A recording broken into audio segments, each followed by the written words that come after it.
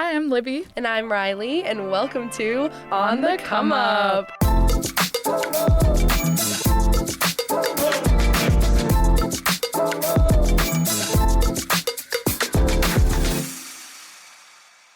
You know what I've been thinking about? What, girl? How good your hair looked recently. Oh my god.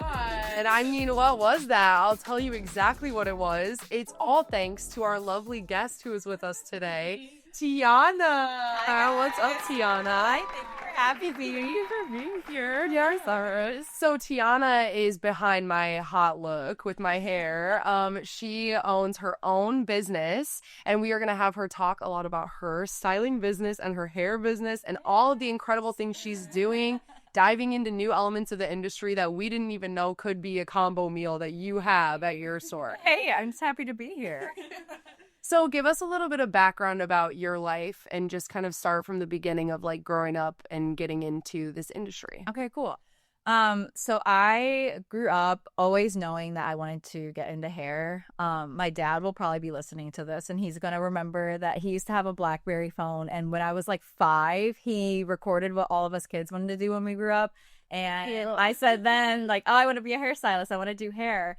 And it just like stuck with it. I always had the personality trait in high school as like being the feature hairstylist, was always styling my hair, doing my makeup in class when I should have been studying basically.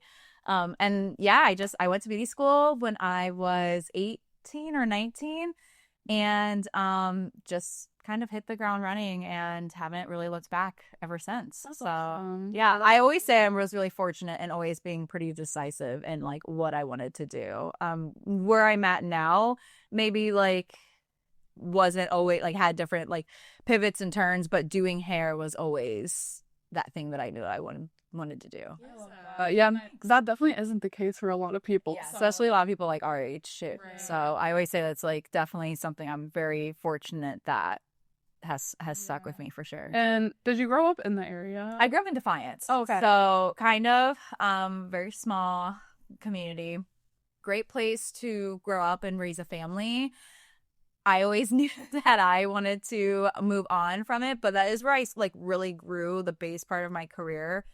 So I'll always be grateful for that. And my family still lives there, so I'm still able to like go home and stuff. And it's obviously not far from here. So Yeah, that's really nice. yeah. Do you have any like core memories from growing up of doing your friend's hair or your own hair? Yeah. Anything that kind of contributed to this? Yeah, I have a lot, especially in high school. My favorite memories of like the school dances, like the proms and the homecomings. Like the dances were cool, but I would spend all day with my friends and my sister and getting all of us ready, and that was like the most fun part. Was us doing getting ready. Yeah, getting ready was always the most fun part, and then going to dinner or getting food with friends was always like the really fun part too. And then the dance was kind of like, okay, I guess we're here now. So, yeah, that was a really big core memory. Back when, I don't know if you guys ever did like the Kool-Aid in your hair too, the color. Oh my gosh, yeah. I always had red bangs in it was just always such like, I think that was like the only way my mom would ever let me color my hair. I begged my mom when I was like, I think like a senior in high school. I was like, please let me box dye my hair. Like a red tint. I don't know why. I was just so like set on it. And she said, yeah, her poor bathroom though was always like stained with hair color. So yeah, those are probably like my main core memories though with hairstyling. It also makes me think of the like heads, the like bus with that hair that you could like kind of dress. Yeah. So tell us about beauty school and like what that experience was like. Where did you go? How long is it? I went to Paul Mitchell, the school here in Toledo. There's 3 beauty schools up here, and I tolerated beauty school. It was tough. I had a lot of personal life changes and stuff going on when I was in school, so that definitely, along with trying to like pursue my career, made the days feel a little longer. So with cosmetology and with most beauty professional based industries, it's an hours based program. So at least back in my day, I don't know, the circumstances might be different, but back around like 2018 was when I went to beauty school. 2017, 2018. And you had to get 1,500 hours to get your or to graduate from school and then take your state boards, which is then what gives you your state license then to obviously like perform hair services in a salon. Most schools, it will be anywhere from, if you're going full time, it'll be anywhere from like 10 months to like 13, 14 months, just depending on how each school's program was. Mine was an 11-month program. So I started in June of 2017 and then I finished in May of 2018. And so then I was able to be licensed then by like the middle of the summer. Wow. Yeah, with that many hours, that right jam packed. Yeah, and that's the thing is like I always say, looking back, like the days were so long, but that year really was short. It didn't help that I, you know, like I said, it was just I was 19, was in a lot of very pivotal time in my life, and I had just, I mean, I feel like we all kind of go through that at some point throughout like our college career. So school itself was fine. I mean, it really with beauty school, they really just prepare you education wise to pass your state board, which your state board exam for cosmetology, it isn't about how skilled you are with doing hair. It's about how safe can you perform hair services. It's not about like the skill. And did you like gain the basic principles of, you know, what you learned in school? So to pursue the more like advanced education of like what I perform in the salon now, everything that I perform in the salon now are things that I learned on my own outside of school. My mom and I joke that I basically had to pay tens of thousands of dollars just to learn how to do hair through YouTube videos, basically, because like what I actually learned in school were just basic building blocks.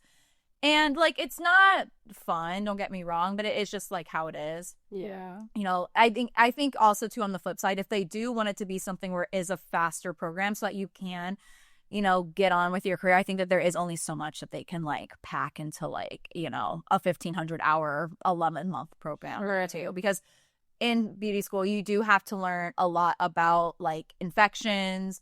At one point I knew like basically all the bones in the head. I'm not gonna lie, I've forgotten most of them now. I know like the basic ones, but there's a lot of the like technical stuff that they have to teach you. Yeah. So again, beauty school is more so about how safe can you perform services, not how skilled are you going to be. Makes sense. Yeah. And so like with the state board, tell us a little bit more about that. Like how long is it, and like how much did you have to really study for? So the exam itself is kind of like an 8 to 3 o'clock day. Okay. It's just a 1-day exam that's broken up into 2 parts. So there is a written portion, which is where you take like more of the bookwork stuff, and then there's a practical part where again, like they'll be actually like seeing you hands-on. You have to study for, I think it's maybe 100 questions. Mostly it's about like infections. From what I remember, a lot of things with more of like the technical names and stuff, a lot of vocabulary things, just making sure that you understand the basic principles when it comes to hair, skin, and nails. That's the other thing too with a cosmetology license. It's not just hair, it's hair, skin, and nails. Right. So you have to make sure that you have like the basic principles of all 3 of those.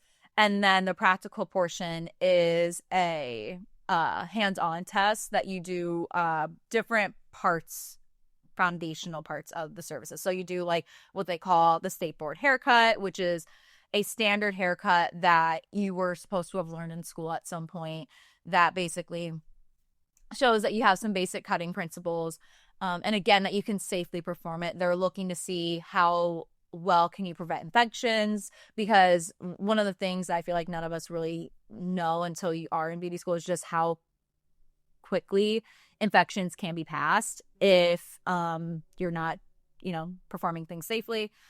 Same thing with color. There's like a base color service that you do, like, you know, if you're putting color just on the roots, if you're doing a color all over, if you're doing a highlight. And then you also mock like a hair perm with like the rollers. And then you also mock a facial and a manicure as well. And again, just very base things. They really just want to see, like, did you gather some information while you were in school? And can you perform this on a client safely without, you know, spreading infection, basically. You spend the vast majority of your schooling time preparing for that test and studying for it. And then there's normally a period of time you can't actually apply to schedule your state boards until after you complete all your 1,500 hours of school. Okay. So there's normally like a month period of time between like how far the state board testing facility, how far out they're scheduling out to when you graduate. You normally have a few weeks in between to kind of like further study and prepare for that.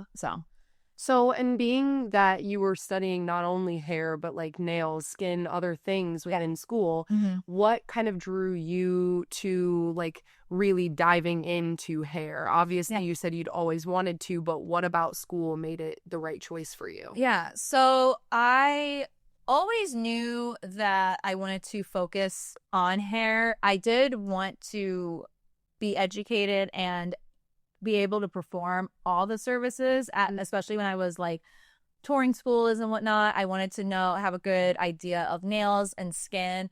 And at least at the time, my particular school didn't really have a lot of like education when it came to skin or nails. I remember like for like the makeup education day, they would just tell us, bring your own makeup and do each other's makeup for school. Like that was like the education part of it. So they didn't really provide a lot of education at the time. My particular school was just solely focused on hair, which helped me selfishly, personally, because it made me it just kind of like, I don't know, reminded me and like really enforced that that's what I was like really going to focus into.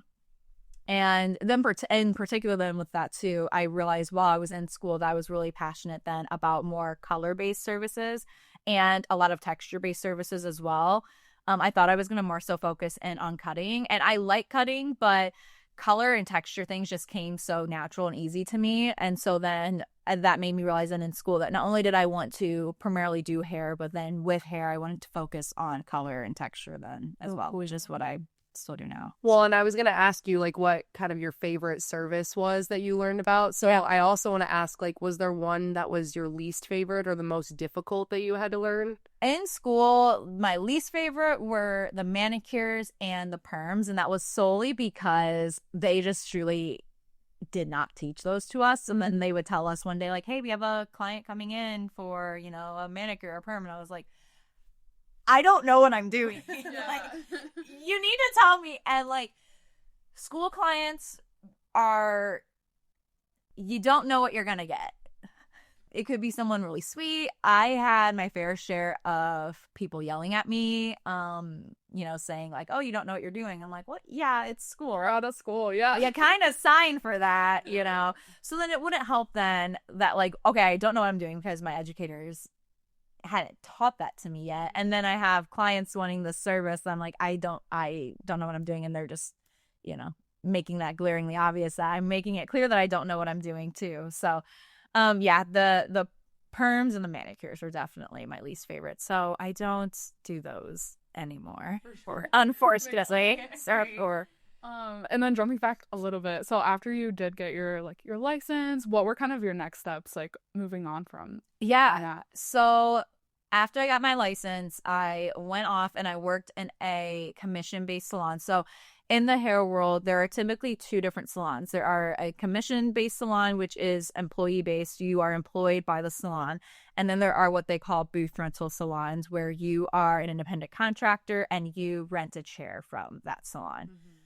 I knew that one day I would want to be a booth renter and, you know, kind of be an independent contractor, own my own business. But being so new in the industry, I didn't want to get in over my head. Plus, while I was living in Defiance at the time, still with my parents, I was trying to build a clientele here in Toledo because I knew that my then boyfriend, now husband at the time, and I were probably going to be settling down in Toledo. So I was like, why build a clientele all the way in my hometown if I'm going to, settle down here in Toledo anyway. So knowing I didn't know very many people in Toledo and I was newer in the industry, I wanted to work at a commission-based salon. So after I got my license, that's where I went to work at. But they were only open for about like 6 months after I started. By the time that I started, it was just a salon that was just like kind of starting to not be as well in business anymore. They really just, looking back, they just didn't really like keep up with like, they were really big like 10 years prior, and like the industry had changed a lot, and just what people looked for in hair services had changed a lot as well. So client facing and stylist facing, they just were like still kind of dated back into like, the like early 2000s essentially. And so I just don't think that they were able to keep up with the changes. And so I was only about 6 months into doing hair, and we got like a week notice from that boss that we're closing. It was also my birthday weekend too, so then that didn't help. Yeah, it was a great birthday gift. Yeah. So I was like freaking out, and didn't really know what I was gonna do. And then I just ultimately decided to start working in my hometown, just because I knew there was a salon available that would be able to hire me on. But that was a booth rental salon too, so I did kind of have to like, quote unquote, make the jump a little bit faster than I was anticipating into being booth rental. But I was able to, skyrocket my career, and that's kind of what like has led me to here where I'm at today. So yeah, so obviously you said that you and your husband John, you both sewed down here. Yeah. But talk a little bit about kind of like you went from working at your salon in Defiance to then here owning your own salon. So talk about that transition and getting to where you are now. It's so crazy. So I worked at that salon. I started there in late 2018, and I worked there until I'll just go like step by step. So I was there in 2018, worked there all throughout 2019. My clientele, I was basically able to go from not having a very full clientele when I started working there until like, I know about like 6 months later, then I had such a full enough clientele that I was able to leave my second job that I had. I used to coach gymnastics on the side too. And it got to the point. I love that job so much. I say all the time, like, that was such a low pressure job. Like, I really just got paid to like hang out with kids and help them like do cartwheels and stuff. Like, if I have the time, I would love to like just coach one night a week, just to like have such a chill job. I loved it. But it got to the point where, because coaching, I would coach either in the mornings or in the evenings, and doing hair, like a lot of stylists have to work evenings and weekends. And it was to the point where I was having to either decide, do I want to try to take the night off from like coaching and like try to pick up a client, because that's obviously what my career's geared towards, or do I want to like turn this client away so that I could, not have to call off work. So finally, I was still living at home, so I was very fortunate with that. My parents are truly like the most supportive human beings on the planet. And so my mom was like, look, you have very low overhead when it comes to like adult bills, if you will. Like, you might as well take the jump now, because you shouldn't be having to ask yourself, do I call off from one job or do I say no to the other? So I was very fortunate that within, like I said, I was around like 6 months, I was making enough money to like sustain to be able to leave my second job. And I was doing hair then full time as an independent contractor then on my own. And then it was the summer of 2020. So I had moved in with John, my husband, but like I said, we were just dating at the time. But I moved in with him early summer. And then I was starting to commute them back. I went from commuting from Defiance to Toledo for school, that now I'm living in Toledo and I'm commuting to Defiance. So was not loving the commute. And a fellow like Instagram friend of mine, I'd say, had reached out to me, and she was opening up a salon in Bowling Green, and she was like, I would love for you to come work here. No pressure though, if you're happy at your current salon. And I was already starting to outgrow that salon in Defiance a little bit, just with like personal values anyway. So I kind of looked at this, and normally I'm really afraid of change. At least when I was younger, I was. And I remember when I got the message, like I just instantly felt like a relief already. But then I was like, oh wait, like my clients are in Defiance, but then if I work in Bowling Green, like that means that they'll have a drive, and like, you're not going to keep everybody that way, right? So sat down with John, and again, another insanely supportive person, and he was like, maybe you should just see if you can like split your time up and maybe start off in Bowling Green part-time and then go down to part-time in Defiance so that you can build up your clientele in Bowling Green while you like sustain your current client base in Defiance. Smart. And so that's what I did. I did that for about a year. And then my Defiance clients were starting to drive to me in Bowling Green because they were like, you have better availability out here because you're new to the area. And so I was like, okay, so if most of us are going to drive to Bowling Green, I'm going to make this so much easier for me. And I'm just going to work in Bowling Green full time. Yeah, real. And so it was the late summer of 2021 then that I went and I left the Defiance salon fully and worked in Bowling Green then until basically March of this year in 2025. And then it was in the fall, late fall of 2023 was then when I decided that I wanted to open up my salon, but I didn't actually like start the process of it until actually it was around a year ago. So the fall of 2024 then. Wow. So yeah, that's like a little bit of, I know I have to like think back to it because I'm getting to the point now where I'm like, what year was that again? Like, Yeah. I mean, you've been doing a lot. I know. In this amount of time. So that said, then talk to us kind of about like your step-by-step in opening your own business and talk to us about Styled. Okay, cool. So it was after our wedding. It was fall of 2023, and we were just kind of like, okay, like the wedding's done. What's kind of next for our careers, and what do we want, like, you know, like this next chapter of our lives to look like, right? And so I was like, you know, I was starting to already kind of feel, I would just have like these feelings of just kind of feeling like I was like outgrowing my current workspace. So I was kind of starting to have a little bit of those feelings, which that one was tough because I was personally close with a lot of the stylists that worked there at the time. But I was, one of the main things was I was kind of getting sick of having a work commute. Because even though Toledo to Bowling Green wasn't nearly as much, I was just like, I'm just so sick of like having to be in the car for at least an hour to go and do hair, which mind you too, that's a physical job. I'm on my feet for like 8 to 10 hours a day. So I had said to my husband, I was like, you know, I am kind of sick of having a commute all the time for work. And especially like we do eventually want kids. And so I was kind of thinking like big picture wise, like I don't want to have a commute to work, especially when we go to have kids in a few years. And he was like, I completely agree. And it's so silly. But then I was kind of thinking, I was like, okay, so do I want to go be the new girl at someone else's salon where like after a while, I just feel like, you know, this was the third salon that I've worked at. You kind of like, when you've seen one, you've seen them all. Yeah. You know, I was like, I don't really know if I really want to be the new girl at someone else's salon when I could just create my own kind of crazy, basically. And it's really silly too, but a lot of my in-laws on my husband's dad's side, a lot of them are business owners. And I'd seen them not long after the wedding. And so they were kind of like, okay, the wedding's done. When are you opening up your salon? And I was like, I don't know. Like, I don't really know if I'm going to. And they were like, what do you mean you're not going to? Like, that's kind of what you're supposed to do. And I'm like, what? No, like, I don't really know if I could do that. But after kind of talking with them and then just taking some time to think about it, I had said to my husband, I was like, I think I do want to open up a salon. But this was the same year that, like I said, we got our wedding, we had bought a house.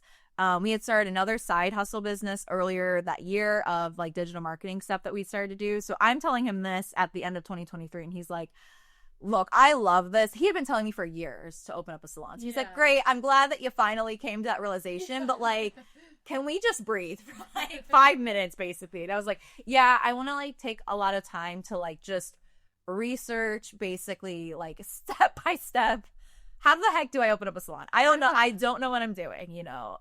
So I took a lot of time between October and like January, February, just simply researching like, how do you open a brick and mortar business basically? Because, you know, I've been an independent contractor and like I said, we do digital marketing on the side as well. So then that's another like contract based business. So I was very familiar with how contract based businesses ran, but not anything when it came to actually managing a space basically. Yeah.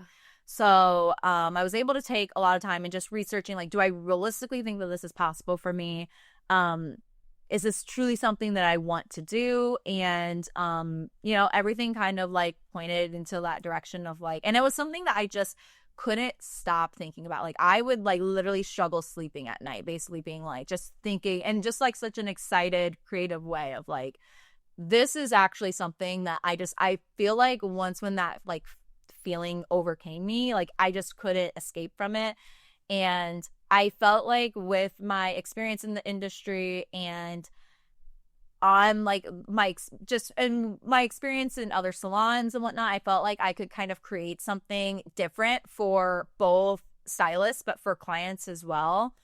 And so then, you know, getting into 2024, I was kind of starting to spend the time seeing what I could do. From the main thing that of like, could I do this or not, was more so from like the financial end. I knew that I had the discipline. I love to work. Like my husband and I, we both, that's like our thing that we do all the time basically is work. And so I knew that I had the drive in it work wise, but I just wanted to make sure that it wasn't, you know, that financially it was something that I could do. So luckily I was able to basically like between the money that I had set aside that I knew that I could kind of like continue to make, and then from a small bit from like the like a small business bank side then too, that could kind of help in terms of like, you know, like the loan basically. Then I figured out in the spring like, okay, between those both I can financially do it. So then from there, once I knew that like that was like the only thing basically holding me back, once I knew financially that this was something I could do, I was like, okay, there's no turning back now. So got my parents involved. My parents were super excited. My dad came with me to I think every space to help me like look at commercial spaces. And I found the space that I had now. I love the location of it because I still have a lot of clients that come to me from Defiance, so it's right off of the highway. That was a big thing, but it's also in a nice, like, just general familiar area too of Toledo, but it's not anything like too overcrowded or anything like that. And then I spent the summer then of 2024 just getting like the brand part, both from a external standpoint and an internal standpoint. So both like stylist and client facing, got the brand part all figured out. And then at the end of the summer then was when I was able to get the keys to my space and was able then to spend like late or the fall into like the winter renovating it and getting it ready. And then I was able to open up in the spring. What was that like being handed the keys to your own space? Wild. Like, it was wild. It was truly like an out of body experience, I feel like. It's amazing. It was amazing. I remember like the day that I signed the lease, I'm already an emotional person, but I remember the day I signed the lease, I just like, I remember I had to wait my landlords, with how their process was, I had to sign my lease with an attorney, get it notarized, and then give it to my landlords, and then they had to like process it and sign it. So I didn't get the keys the same day that I signed my lease. I know everyone's a little different. So I had to wait a couple of days between signing the lease and getting the keys. But I remember the day that I signed the lease, I dropped it off at my landlord's office, and I just like drove in front of the parking lot of the salon now, and I just like sat there and like sobbed, just of like all different, like I was like scared but excited but happy, and yeah, all the things in between. So I love it. And then the day I got the keys itself, I think I maybe teared up a little bit, but I was mainly just like really excited. I think it was helpful that I got the emotions out a couple of days prior. Yeah, for sure. Yeah. No, that's so awesome. And I think it's really interesting, like hearing your whole journey, talking about like your clientele and transferring them from each thing, which I think is also like something that applies to other industries as well, like keeping your clients while also working on new business. Yeah. So I'm just curious your thoughts there of like, is there one that's more important to you, or is it a balance of like kind of like keeping clients? Yeah, but then also attracting new business at the same time. My like clients that have been with me since the beginning, there's just like something special there. I feel like yes, you always want to be attracting new clients for sure. I always say like I will never close my client book, quote unquote, because I always want to have the opportunity there for new clients. And I, at least with hairdressers, you know, because you never know, we don't own clients, so you could always have a client that decides that they don't want to come to you anymore. So I always want to be attracting new clients, but there's just something about my clients that I've had since like just about the beginning that are just the bond there is just so special. Like it's more than me just doing their hair, and it's just about like the relationship that we have. I have a client that I've seen her since I was in beauty school. So she's literally been with me at every single salon, and she actually lives here in Toledo. So she went from seeing me at school here in Toledo to driving to Defiance to see me, and then Bowling Green. And she was like, oh my gosh, this is awesome. This is so much closer. And now she's like, you're 10 minutes away. Like it literally, you've got all over Northwest Ohio, and it's all full circle now. And just like being a part of each other's lives, basically. Like the amount of clients that I have that I've had since the beginning, and like we'll keep up, even like be messaging each other beyond our hair appointments, and just like random little like life updates for each other, you know. So I mean, from a business side, it is important to keep attracting new clients, but just the like connection side, just the ones that I connect with and I just have that bond with that I've had since, I mean, I'm almost 28, and these clients have seen me since I was like 20, 21 years old. You know, it's like you saw me when I was a baby and I didn't know what I was doing, and now I own my own salon. Like it's like them that I'm like, I truly would not have a thing that I have today if it weren't for you. Oh, you that's know? so sweet. Yeah, that's sweet. So, And I want to talk too about kind of your branding, but overarching. So, you know, I want to know about how you chose your name, your vibe for the place, how, you know, obviously part of your brand is when you have other stylists in the salon working with you, they're an extension of yourself and your brand. So how are you choosing all of these things and the people who you're surrounding yourself with? So naming a business is super hard. That's wild. Yeah. So the salon is called Styled Hair Co. My hair name is Tiana Styles, which is hilarious because I get a handful of times a year people asking if my last name is Styles, which I would love for it to be. I think that's iconic, but no, it's just my hair name, which, side note, was picked out by my husband's friend. He made me a logo back when they were in college, and my Instagram name used to be like Tiana Hair or Tiana Drain Hair, which was my maiden name. And I had asked him to make me a logo, and he was like, I can. He's like, I have this idea though.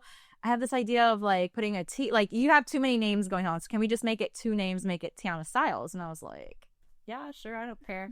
And little I know, I would run with it for literally everything. And so then when it came to, okay, I'm opening up a salon, what the heck do I name this thing? I knew that I wanted my like current name and my current brand in it, just because I look at it kind of as an ode to what I had to get me there. I didn't want my personal name in it. I just was like, I know that other stylists are going to be building their brands in my salon, so I didn't really want that misalignment to come in there. Plus, I want Styled Hair Co. to eventually be something like way bigger than just Tiana. That's also a very beautiful and generous thing to offer people who are working with you. Thank you. I feel like a lot of maybe like different generations or different kinds of people, whatever, would not necessarily offer the same thing if you want people to kind of have the you came up under my two-badge type vibe. Yeah. So I really appreciate that. People will come into the salon and they'll be like, I want to chat with the owner. And I'm sitting here like, okay, I'm proud to be the owner, but I'm like, it's like, I don't know. It's still, and maybe it'll probably come with, you know, years of time, but I look at it as like, I just had like this dream basically, and I'm just over here like just pursuing this dream that, you know, and I don't really care for like the title part with it basically. But yeah, so that's why I was like, I wanted to have something as an ode. I'm just a really sentimental person, so I was like, I wanted to have something that just helped serve as like an ode to, you know, what I had to get me there. So I wanted to have a portion of Tiana Styles in the name, but again, like I said, take my name out of it. So I kind of came up with the Styled Hair Co. part then, because I knew I wanted it to primarily be a hair salon. And so then with that then too, I felt like it was pretty general as well for pretty recognizable. I didn't really see a lot of salon names similar to that in our area, so I wanted it to be something that would help stand out for clients, and then also too for the stylists that work there, for the stylist clients. Plus, I wanted it to be a really general name for the stylists there, no matter what type of brand that they have, that it can be kind of like a sister, like a little sister brand inside of, Styled Hair Co. in and of itself too. That's kind of how I came up with that. That's awesome. Thanks. And talk too about you have all of these services that you offer. Yeah. Specifically for hair, of course. But when you go in, it's like it's a whole experience, and you've been expanding on the experience, like having drinks and snacks for your folks, and you have merch there, you have products and things that they can purchase. But now you're also having the styled plant situation. So let's talk about it. So I knew, and that was kind of those things that I thought of when I was like, saying I couldn't sleep at night because I was getting so excited for it, was I wanted the salon to be more than quote unquote just a salon. Nothing wrong with, salons that are, hey, we do good hair here and that's it. I just knew that I wanted an experience for people, not just for clients, but I also wanted an experience for stylists as well. And honestly, a lot of it just kind of stems from like, I'm just a girl and I just love all like the girly things. Like I love like, sitting and getting drinks with friends, and I love just like hanging out. And I just really wanted the salon itself to feel like a place that like you can come as you are and just come hang out. It's a good vibe, and, kind of going from there. So something that was really important to me was to kind of have like lots of like the seasonal drinks and the snacks. So I kind of tried to go off of like and cocktail lounge kind of vibe with that. So yeah, we have like a full-fledged like drink and snack bar with that then too. And then I wanted to also to, on the hair side, have just lots of resources for hair care as well. Just because a lot of clients, they're like, okay, what do I gotta get? What product do I have to get? What tool do I have to get? What hair care thing do I have to get? And where do I have to get this from? So I wanted the salon itself to be a little bit more of like a one-stop shop thing, where we have professional hair care, we have a couple of different lines, we have them at like different affordability rates then too, which was important to me because I don't feel like hair care should be something that you have to like overly invest a ton of money into.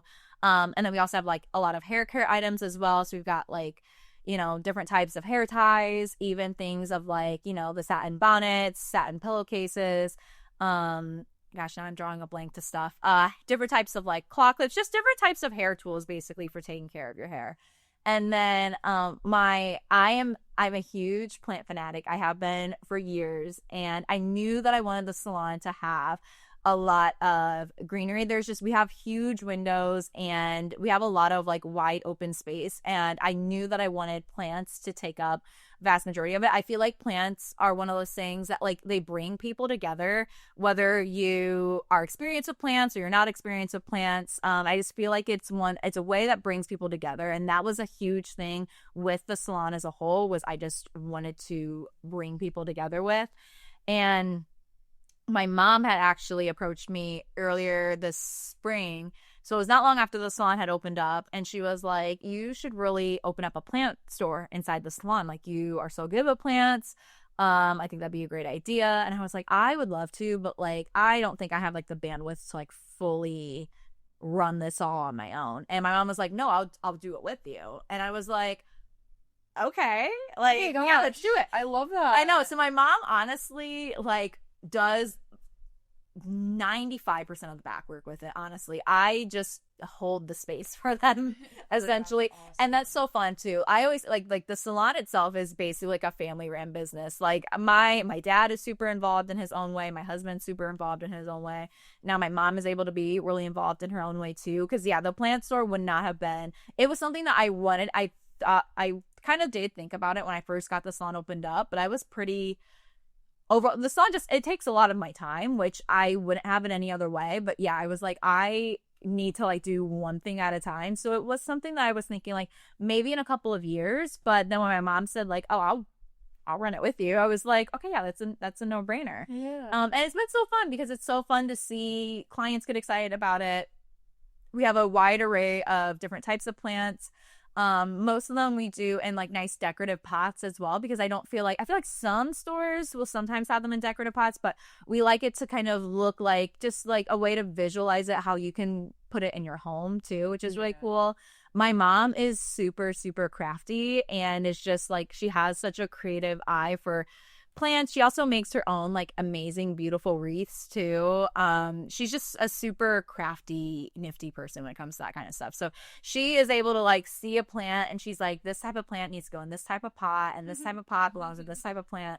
Whereas like I can, but I feel like I love the plants themselves. And so, yeah, I don't know. I feel like it so far has gone hand in hand perfectly together. So I love how like willing you are to just invite everyone in. yeah, I feel like I just want this salon. Even like we have our neighbors are Pizza Cat, and we even have people over there, and I literally tell them, I'm like, hey, if the lights are on, someone's here. Like if you need to come in and hang out, like, because I've just gotten to be like kind of like friends with some of the people that work there. I'm like, come in. I just want the salon to be such a safe space for people, and especially too if I look at it as if my salon can serve as like a place that like can inspire your creativity, like for my mom, for example, like it's like the biggest honor and privilege, I feel like, to like think of it that like my mom has been able to kind of have her own little creative outlet, and that my salon's able to like be a host of that. Yeah, it's beautiful. I love that. That is beautiful. Yes. And I feel like we have talked a lot about all of the really amazing things that have been going on with the business, but I'm also curious,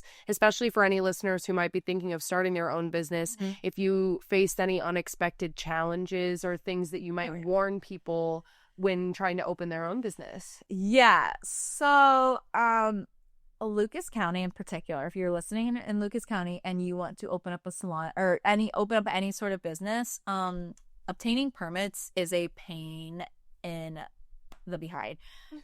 So I would just, and I already kind of had a heads up that anytime you're doing anything structural to a place, even like my renovations were very minor, but I did still have to install plumbing and electric lines. That involved a whole permit process. Just make phone call. Don't be afraid. Like you need to do more than just Google searching, because luckily I did more than just Google searching. I know ChatGPT is a huge thing right now, but you gotta like make phone calls, and don't be afraid to make multiple phone calls. I had made multiple phone calls to places that I knew I was going to need more like legal permits and just legal go ahead basically to like start a process. And still, when I was like in that renovation process, there were still multiple holdups that I had basically. And at the end of the day, no one cares more about your business more than you. So don't rely on, oh, I'm going to hire a professional and they're going to help me out.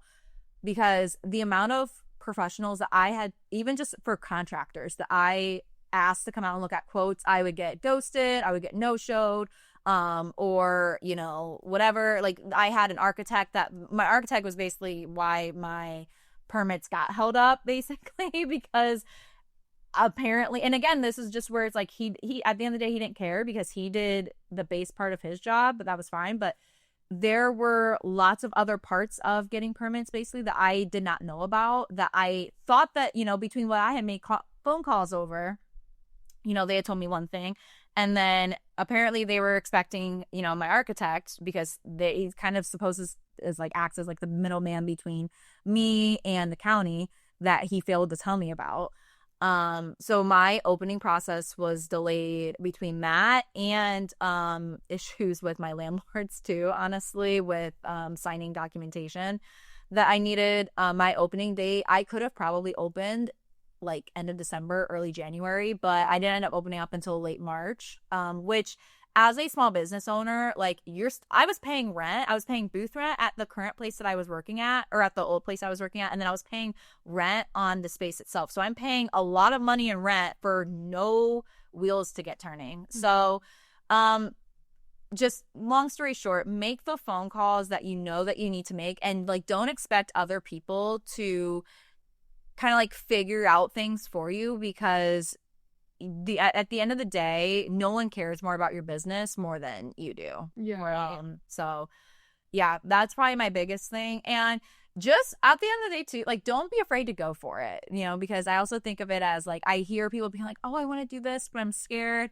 You don't know unless if you try it. And the worst thing that happens is if you realize at some point that it's not for you, or, you need to close it down for a little bit. Like, I would rather do something and, realize later on, like, okay, maybe I have to, close this chapter for a little bit, than to just sit around and be like, what if forever? So I think of it as like, if I could do it, I don't have a college degree. I have a cosmetology license, and that's it. So if I could do it, anybody can do it. Yeah. So, well, I mean, obviously, like, if you never try, you'll never know how it could work out, and it could work out really well. So Exactly. It takes a lot of bravery and courage, though, to take that step, which is really admirable of you. Thank you. Yes. And then before we get to our lovely Roman Empire, yes, if you have any piece of advice for any other young professionals. Ooh, for any other young professional, I would say, I feel like it's all about, like,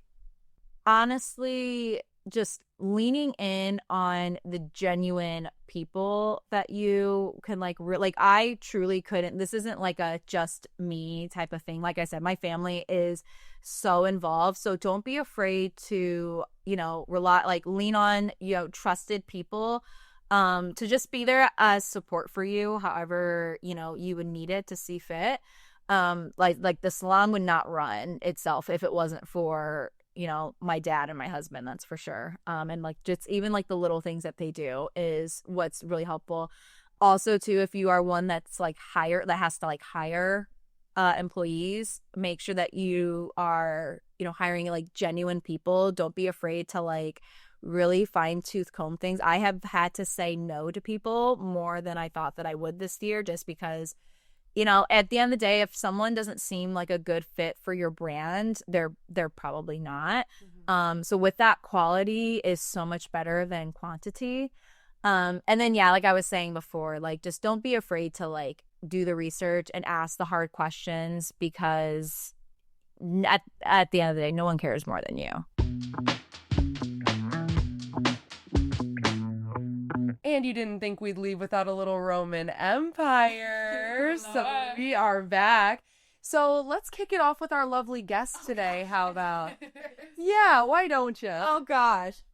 Okay, well, my Roman empires have been kind of silly, but one I've been thinking about, I think I'm gonna start watching Dancing with the Stars again. Real. I used to watch it growing up, like every season religiously, and I feel like I just like got away from it. But I was a huge Secret Lives of Mormon Wives watcher around the years where and Whitney and Jen are both going to be on it. So it's like, I kind of have to watch it. Yeah, that's so I know it's coming on soon. So I feel like that's been like my main thing that I've been thinking about. I'm obsessed with that. Did you watch Secret Lives of Mormon Wives? Oh, yeah. Did you really? Yeah. Oh my God. Did you too? Yeah. Oh my God. Are you guys going to watch it then?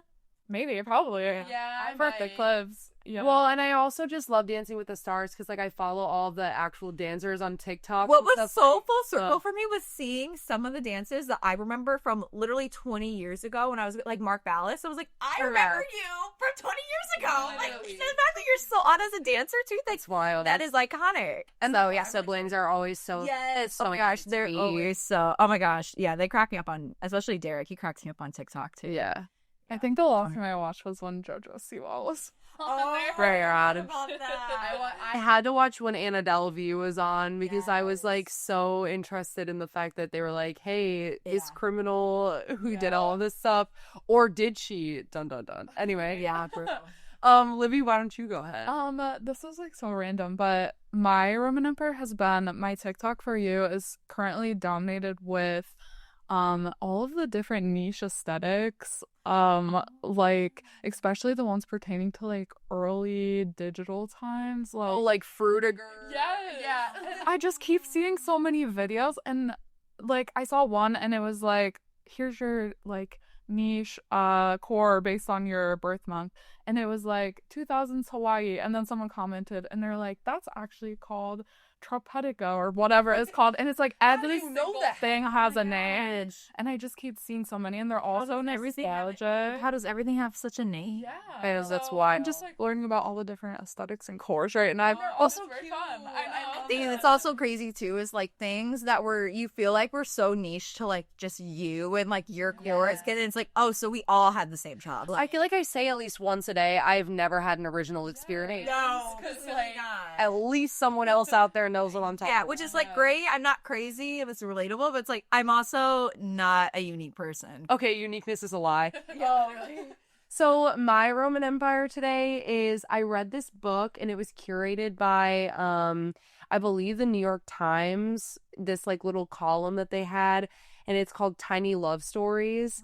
And I read through, it's like 190 something pages of all of these like one paragraph love stories, and it's love, it's loss, like friendship love, romantic love, family love, like all this stuff.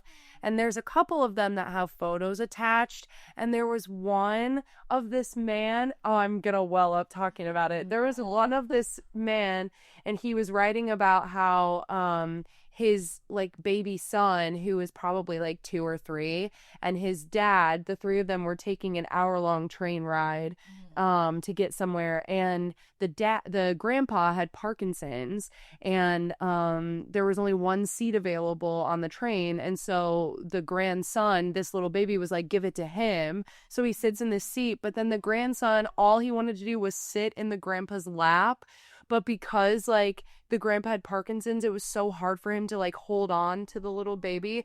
And so that he did it though for the whole hour-long train ride. He held so tight, and then his hands were like shaking by the end of it.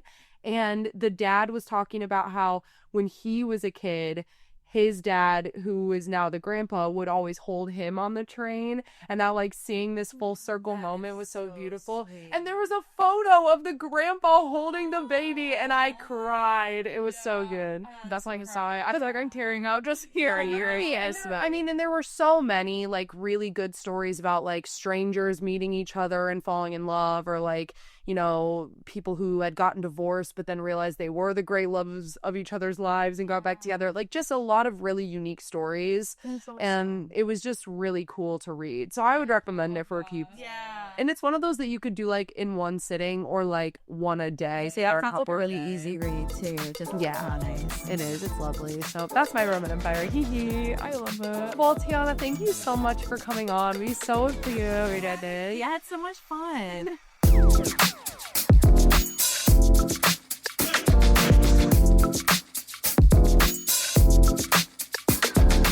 We want to thank our guest on today's show, Tiana Dorcely.